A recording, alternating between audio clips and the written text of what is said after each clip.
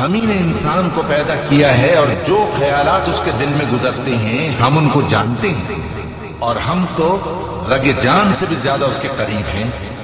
جب وہ کوئی کام کرتا ہے تو دو لکھنے والے جو دائیں بائیں بیٹھے ہیں لکھ لیتے ہیں۔ کوئی بات اس کی زبان پر نہیں آتی مگر ایک نگہبان اس کے پاس لکھ لینے کو تیار رہتا ہے۔ اور موت کی بے ہوشی حقیقت کھولنے کو طاری ہو گئی۔ اے انسان، یہی وہ حالت ہے جس سے تو بھاگتا تھا، اور سور پھونکا جائے گا، یہی عذاب کی دھمکی کا دن ہے۔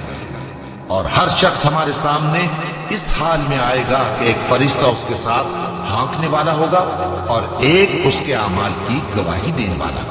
یہ وہ دن ہے کہ اس سے تو غافل ہو رہا تھا، اب ہم نے تجھ پر سے پردہ اٹھا دیا تو آج تیری نگاہ تیز ہے۔